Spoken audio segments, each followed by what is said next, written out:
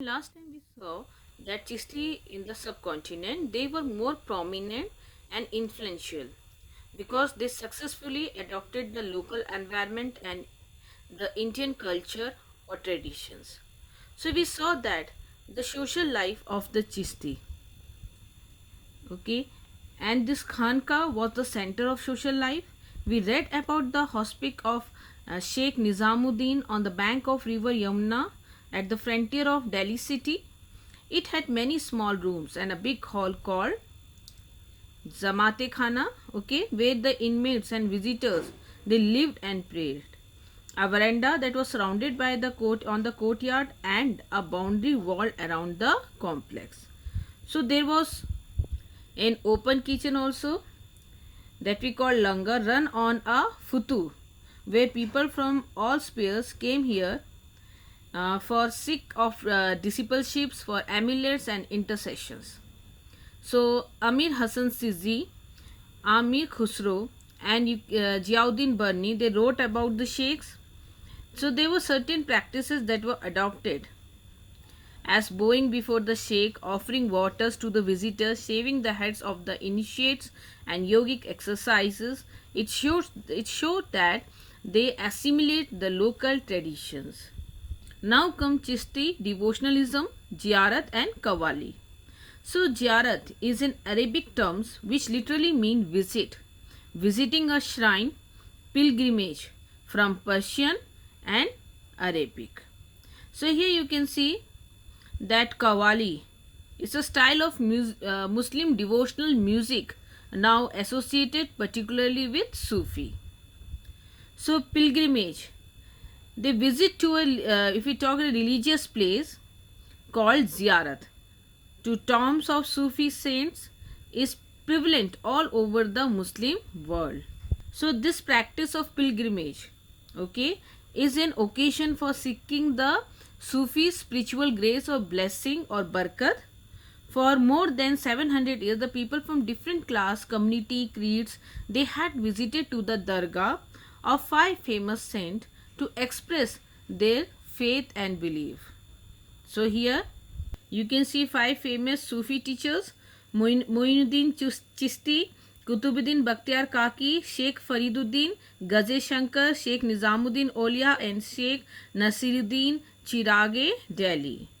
So the most revered or worshipped shrine was Khwaja Muinuddin, popularly known as Garib Nawaz or the comforter of the poor. First time in the book or text, okay, of the 14th century mention about the dargah of Muinuddin Chishti. If we talk about the dargah, it was famous for Sheikh austerity, virtuous and devotions, okay, greatness of his spiritual successors and patronage by royal visitors, especially the rulers. As you can see, Muhammad bin Tughlaq, okay, who ruled 1324 to 51, was the first sultan to visit the shrine. But when we talk about the first tomb of this house was built by Sultan Ghiyasuddin Khilji of Malwa in the 15th century. Here you can see the shrine was located at the road on it link between Delhi and Gujarat. So it attracted you can see lots of travelers, and by the 16th century the shrine had become very popular. The singing of pilgrim inspired Akbar to visit the shrine. Akbar went to the shrine 14 times, 2 to 3 times in a year, to seek blessing for his conquest, okay, and fulfillment of vows and the birth of son. So he made this tradition until 1580. Each of these visit was celebrated by generous gift which were recorded in imperial documents. And he made a mosque constructed within the compound of the dargah. One we read about dargah of Ajmer, okay, Muinuddin Chishti Dargah. Another is the story of a Data Ganj Baksh. Okay, in you can see 1039 Abul Hassan al-Hujwiri. He was a native of Hujwir near Ghazni in Afghanistan. He was imprisoned by Turkish force, and with these force he crossed river Indus and settled down in Lahore. He wrote a book in Persian called the Kash-ul-Mahjab, okay, unveiling to the veil. You can see to remove a veil covering, okay. So here आप देखते हैं पर्दे से हटाना, to explain the meaning of tasawwuf or Sufism, and those who practice it is the Sufi. So Huzwiri, he died in 1073 AD. He was buried in Lahore. The grandson of Mahmud Ghazni built a tomb shrine. This tomb became a site of pilgrimage for his devotees, especially on his death anniversary. So even today also Huzwiri, okay, you can see he was honored by Data Ganj Baksh, okay, and you can see or he can see he was called Data Darbar or court of the giver. Come to the source number 7, the pilgrimage of the Mughal princess Jahan Ara, okay, in the year 1643. So you can see the following. The extract is from Jahan Ara biography of Sheikh Muinuddin Chishti. She wrote a biography on Sheikh Muinuddin Chishti titled Munis al-Arwa, the confidant of spirits. So after praising the god, this lowly fakira, okay, it means a humble soul lady, with her father, Emperor Shah Jahan, went from the capital Agra to Ajmer, a pure regions cannot compare with any other region.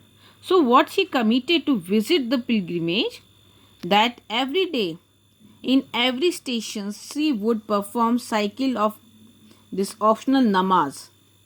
For several days she did not sleep on a leopard skins at night. She did not extend his feet in the direction of the shrine, and she did not show her back to the direction of the shrine, and she passed the day beneath the tree. So on Thursday, the 4th day, okay, of the blessed month of Ramzan, she attained the happiness of pilgrimage, which she, you can see, which is illuminated with and the perfume tomb. Okay, with an hour of daylight remaining, she went to the holy sanctuary or the shrine and rubbed her pale face with the dust of that threshold and went barefoot kissing the ground. So having entered the dome, she went around light-fitted tomb of the master 7 times. She take rounds, and you can see put perfume tomb of the revered one, and having taken of the rose scarf that she had on her head and place it on the top of the blessed tomb. तो आप देखते हैं वीरवार के जो रमज़ान के मुकद्दम महीने के चौथे रोज पे, ठीक है,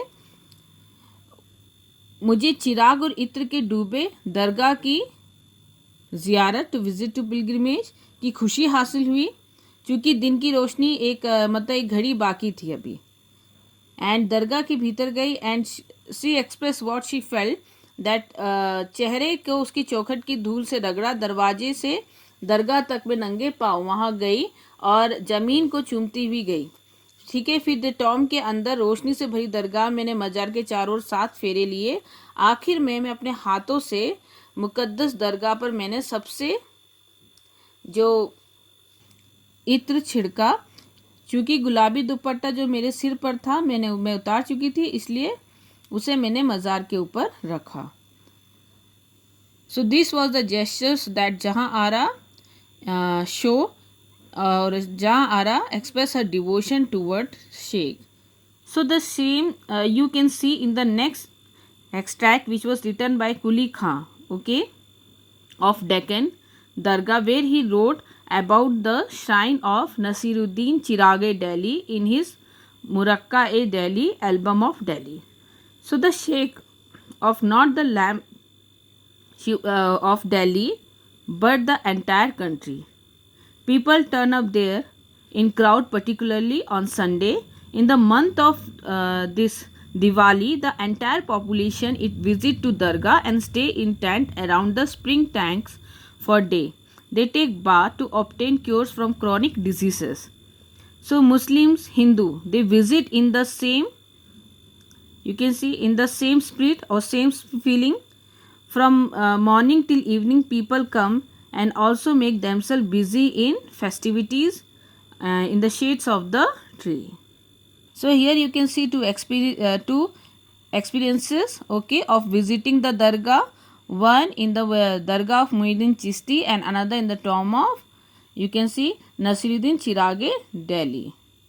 So now we talk about the languages and communication. It was not just in same that the Chishti adopted local languages. Okay, here you can see, but the conversations of this Chishti silsila was in Hindavi. It was the language of the people.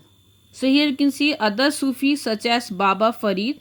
He composed the poem or the poetry in local languages, okay, and which were incorporated or compiled in Guru Granth Sahib. Then yet you can see some other Sufis, they wrote Masnavi, a long poem. They express the divine love using human love as a symbol, okay, symbolic representation. And then you can see, you can take the example of the Premaksh Padmavat composed by Malik Muhammad Jaisi. It's revolved around the romance of Padmini and Ratan Sen, the king of Chittor. So their trials were symbolic of the soul journey to the divine. So such poetic composition were often recited in this Khanka, usually during summer. Now it was another genre of Sufi poetry. There was short poem as Masnavi was a long poem. So this short poem was in Dhakkani, a variant of Urdu, and you can see around the town of Bijapur, Karnataka. It was composed. So you can see it was attributed to the 17th and 18th century Chishti Sufi who lived in this region. So they had made this poem. These poems are probably sung by women performing domestic chores, especially grinding grains and spinning. So other compositions you can find were Lurinama or Lori for child to sleep and Shadinama or wedding songs. It is likely that the Sufis of these regions were inspired by the Bhakti tradition that were pre-existed. So the Bhakti tradition of Kannada Vachans of the Lingayat and the Marathi Abhangs, you can see the devotional poetries of the saint of Pandharpur, okay. So when we talk about the languages, so they have used indigenous languages, and in the south they were inspired by the Bhakti traditions, where you can see where it can be seen in their composition as well, okay, especially the songs of weddings and this Lurinama. And if we talk about this Chishti, so they used local languages, and if we talk the conversation were in Hindavi. And if we see the composition of Baba Farid, so you can find that he used local languages which were later compiled in Guru Granth Sahib, okay, and they expressed their idea of divine love by using human love, as we saw this here a love story of Padmani and Ratan Sen, okay. So through this medium that Islam, it gradually gained a place in the village of the Deccan and in India by using local languages for composition as well as for communication. So now we talk about the Sufis and the state. So up till now we have read about the Sufi life tradition was very simple, okay. They are maintaining a distance between worldly power to keep themselves isolated from political powers. So ruling elite class offered grants or gift or donation that was not asked for, and the Sufis and they accepted these donations. Sultan set up charitable trust as endowment for hospice and granted tax-free land. And then you see the Chishti, they accepted this donation in cash and kind rather than accumulated this donation. They spend it in food, clothes, shelter and ritual necessities such as sama. So all this enhanced moral authority of the Sheikh, which in turn attracted people from all walk of life. So here you can see that this devotion and scholarships and this miraculous power made Sufism popular among whom? Popular among the population. That even the king was also want the support of the Sufi saint. So here you can see the king not only want to keep contact with the Sufis but they required legitimations from them. When Turkey established their kingdom in Delhi, refused to follow ulma, okay, because they want to impose this Shariat law.